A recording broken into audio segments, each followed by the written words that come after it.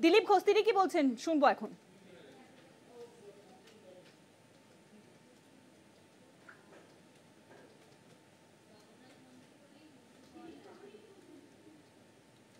বাঙালি ছিল না যোগা ম্যানেজমেন্ট কলেজে যে মেয়েটির ধর্ষণ হয়েছে, সে বাঙালি ছিল না ভাবছুইতে 10 জন মহিলাকে পুড়িয়ে মারা হলো, সে ছিল না বাঙালি? তারা এ বাঙালি কোথাকার বাঙালি দেখাচ্ছেন আপনি? প্রত্যেক দিন বাংলার গ্রামে গঞ্জে শয়ে শয়ে মহিলা ধর্ষিত খুন হচ্ছেন, তারা বাঙালি নন? আপনি বাঙালি দেখাবেন না। নিজের বাড়িতে নিয়ে এসেছেন পাঞ্জাবি বউ,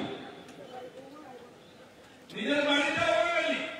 আরো মজার ব্যাপার, উনার লোকেরাও বাংলা বলে না, তাই হাতে ভাষণ হিন্দিতে দিয়েছেন, শুনেছেন? আমি বাংলাতে বারোটা বাজিয়েছেন, আপনি বাংলা শুদ্ধ বলতে পারেন না, হিন্দির আর হাত পা ভাঙবেন না। অনেক কষ্ট দিয়েছেন, ফড়ফড়ের লোকেরা হেসে মরে যাচ্ছে ভাষণ শুনে। তাই আপনার এই বিচারিতা, এই ডবল জ্ঞান, এই দোকলাপন বন্ধ করুন। এইসব বলে বাঙালিকে আর বেশি আর বোকা বানাবেন না। বন্ধুগণ, উনি একটা নতুন ঠান্ডা শুরু করেছেন, বাংলাদেশি আর বাঙালি। বাংলা বললে কি আমরা বিদেশি? বাংলা বললে বিদেশি নয়, বাঙালি আর বাংলাদেশি এই দুটোকে মমতা ব্যানার্জি গুলিয়ে দিচ্ছে। বাঙালি বলে বাংলাদেশিকে বাঁচাতে পারবেন না, রবীন্দ্র পুরস্কারকে ঢুকিয়ে মুর্শিদাবাদকে নদিয়া দিয়ে তাদের আধার কার্ড ভোটার কার্ড বানিয়ে দিচ্ছে, তাদেরকে আই কার্ড বানিয়ে দিয়ে ভোটার করে দিচ্ছেন। তারা সারা দেশে ছড়িয়ে গেছে, সিনিয়র আল কায়দা জামাতের সদস্য হয়ে তারা উগ্রপন্থী ক্রিয়াকলাপ করছে, এন্টি সোশ্যাল কাজ করছে। আজকে রাজ্যে রাজ্যে যে গুন্ডারাজ চলছে কার উপায়ে? এই বাংলাদেশিরা কলোনি তৈরি করেছে, রেলের জায়গা, পিডব্লিউডির জায়গা, সরকারি জায়গা। যোগী বাবা 500 একর জায়গা ডিফেন্সের 50 বছর ধরে দখল করা ছিল, 17টা গ্রাম বুলডোজার দিয়ে মুড়িয়ে দিয়েছে। ওখানকার বিশ্ব শর্মা আসামের যত অনুপ্রবেশকারী মুসলিম বস্তি ভেঙে দিয়েছে। মধ্যপ্রদেশ দিল্লিতে শুরু হয়েছে ভাঙা করো। তারা স্বীকার করতে, হ্যাঁ আমরা ইসলাম চাকরি করতে 10 বছর আগে আর থাকবো না, বাংলাদেশে যাবো। কে দেখেছিল তোদেরকে? বুলডোজার যাবে উপর। তাই এখন পালাতে প্রবলেম আছে। মমতা ব্যানার্জি বাঙালির জন্য করছেন না, বাংলাদেশিদের জন্য করছেন। পরিষ্কার শুনে রাখুন মমতা ব্যানার্জি, একটা বাংলাদেশিকে আচলের তলায় লুকিয়ে রাখতে দেবো না, গোলা ধাক্কা দিয়ে বার করবো। এবং যে টিএমসির নেতা, মন্ত্রী, মুখ্যমন্ত্রী, চামচা বেচা যেই হোক, যদি বাংলাদেশিদের বাঁচাবার চেষ্টা করে, বাংলাদেশের বাড়িতেও বুলডোজার চলবে, ওই নেতার বাড়িতেও বুলডোজার চলবে, দুটোকে বান্ডিল করে বাংলাদেশে পাঠানো। একটা নতুন খবর, আমি প্রতিদিন দিল্লি থেকে গেলাম, গোটা দিল্লিতে কামেডিয়ানদের পুরো ভিড়, হরিদ্বার থেকে জল তুলে কে হরিয়ানা, কে রাজস্থান, কে মধ্যপ্রদেশ, 1 মাস ধরে 200, 300, 400 কিলোমিটার পায়ে হেঁটে যাচ্ছে, আলাদা রাস্তা করছে, ভরে বোম তারক বোম চলছে। এখানেও আজকে আমাদের ছেলেরা যাচ্ছে জল তুলে, তারকেশ্বর যাবে, বাবাধাম যাবে, সারা দেশে হাড় বম বম চলছে। অনেক জায়গায়, অনেক মিউনিসিপ্যালিটিতে সেই এলাকাকে শাকাহারী ভোজনের জন্য কম্পালসারি করেছে। কোনো আমিষ বিক্রি হবে না, মাংস বিক্রি হবে না। তাতে অনেকের কষ্ট হয়েছে। একজন আছেন, একটু তার কাটা আছে, এমপি কল্যাণ ব্যানার্জি, সে বলেছে কেন করবে, কেন খাবে না? আরে তোমার বাড়ির ভিতরে যাই থাকা, কুকুর খাওয়া, ছাগল খাওয়া, গরু খাওয়া, আমরা আপত্তি করবো না। এ দেশ ভগবান মহাদেবের দেশ, মা গৌরী শ্রীকৃষ্ণ রামচন্দ্রের দেশ। বিবেকানন্দ বলেছেন, এই দেশ যতদিন থাকবে শিব ডমরু বাজাবে, মা পাঠা খাবে। সেই জন্য খাও, আপত্তি নাই, কিন্তু যেখানকার মানুষ ভক্তির সঙ্গে উপবাস করে ভগবানের পুজো করছে, ওখানে আমিষ চলবে না। অসুবিধা হলে টাকা পায়বা। আমি কল্যাণ ব্যানার্জিকে বলছি, রমজান মাসেতে আপনার আত্মীয় স্বজন ওখানে বাংলায় আছে কিনা জানি না, একবার যান বাংলাদেশে বা পাকিস্তানে, গিয়ে 1 কাপ চা খান বাজারে, 1 কাপ জল, এক গ্লাস জল খান, তখনই যেন গলতান চলে যায় না, ধর সে सर से तन जुदा, तन से सर जुदा কি হয় দেখতে পাবেন। সেকুলারিজম মারাবেন না, অনেক সেকুলার ডাক দেবেন না।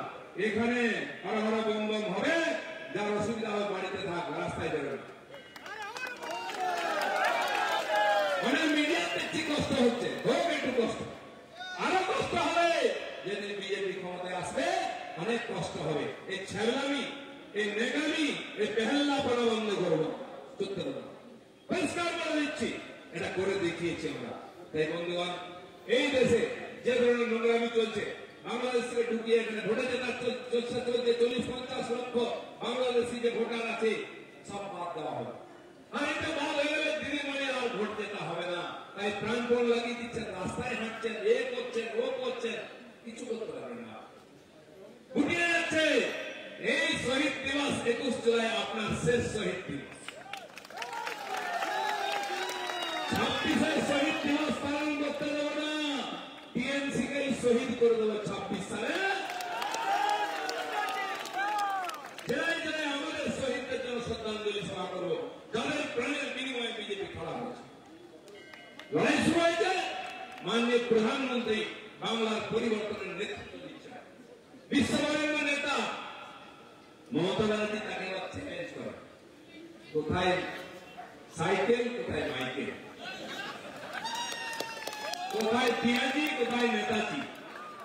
নরেন্দ্র মোদী বিশ্বের 24টা দেশে সর্বোচ্চ সম্মান লাভ করেছেন, কি জানেন কিনা? ডাকছে মোদীজি আসুন আমরা পুরস্কার দেবো, এমনি না, কাউকে ভ্যাকসিন, কাউকে গম, চাল, ডাল, কেরোসিন, ওষুধ দিয়েছেন। লকডাউনের সময় মানুষ মরে যাচ্ছিল, কোটি কোটি বাঁচিয়েছেন। তাকে বলছে আপনি হনুমান, বিশব্দকরণ নিয়ে এসেছেন, মৃত সঞ্জীবনী মোদী, আপনাকে আমরা সম্মান দেবো, আসুন। উনি সবাই পাচ্ছেন না পুরস্কার নেওয়া। মমতা ব্যানার্জি হল্যান্ডে কি একটা কোম্পানিকে পয়সা দিয়ে একটা পুরস্কার নিয়ে এসেছে, শুনেছেন না? দুটো সাহেবকে ভাড়া করে নিয়ে যা পুরস্কার, কি পুরস্কার, কাকে দিল, কেন দিল, হবে না। আরে আপনি তুলসী গাছে যত জল ঢালুন সে বট গাছ হবে। গরুর গোয়ালে যদি ছাগল পোষেন, সে কোনদিন গরু হবে? ছাগলই থাকবে। তো ছাগলকে ছাগল থাক, তুলসী গাছকে দিন, বট গাছ।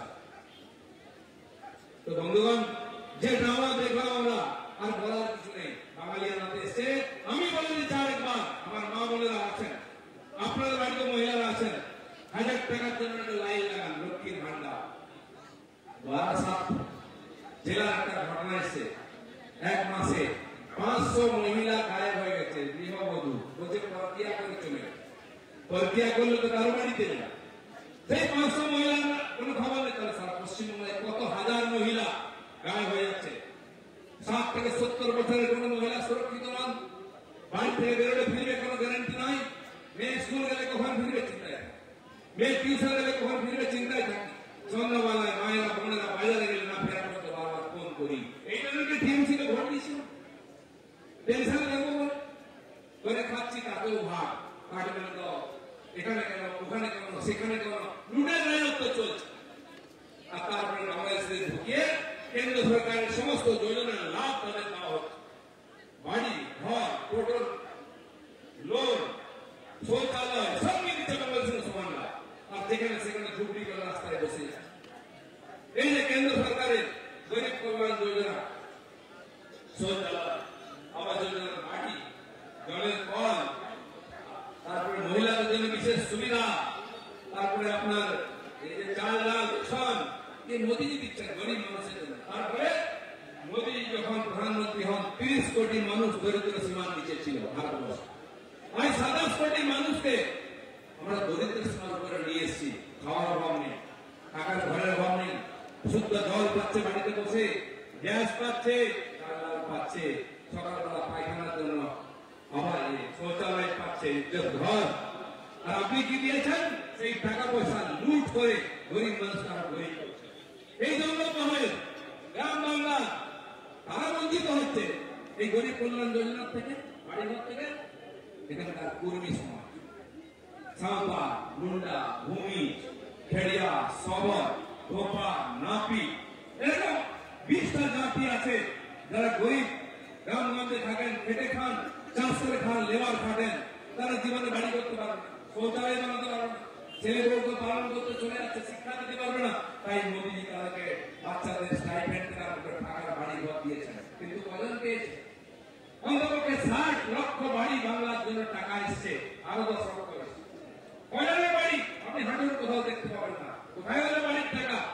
সেটা টিএমসি নেতাদের বাড়ি দেখুন, দোতলা থেকে তিনতলা, কাঁচা থেকে পাকা হচ্ছে।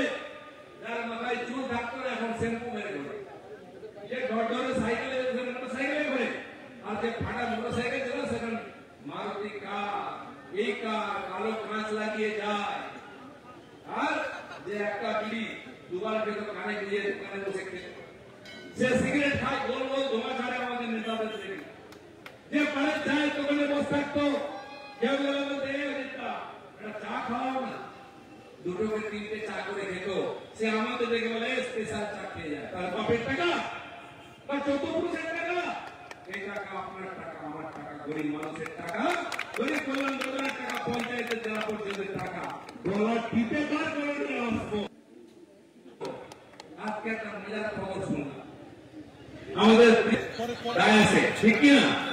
আমি শুনলাম, জানি না কি দশা, দিদিমণি তার মাথায় হাত তুলিয়ে গোল্ড ফেলে 550 কোটি টাকা করে নিলেন, পার্টি চালিয়ে নিলেন। বেচারা আজকে ডায়াসে উঠতে পারছে না। আর আমার এখানে দেখুন সাধারণ কর্মী ডায়াসে বসে, এখানকার ওখানকার কোনো পার্থক্য নাই, যাতে দেখতে পান তাই উপরে দাঁড়িয়ে আছে। এই হবে, আমি মমতা ব্যানার্জির প্রত্যেকটি চামচা বেচাকে বলছি, টাকা কামিয়েছেন, বাড়ি ঘর করেছেন, গাড়ি করেছেন, দৌড় গয়না বাড়িয়েছেন, কিন্তু কপালে সে দিন খুব কঠিন আসে।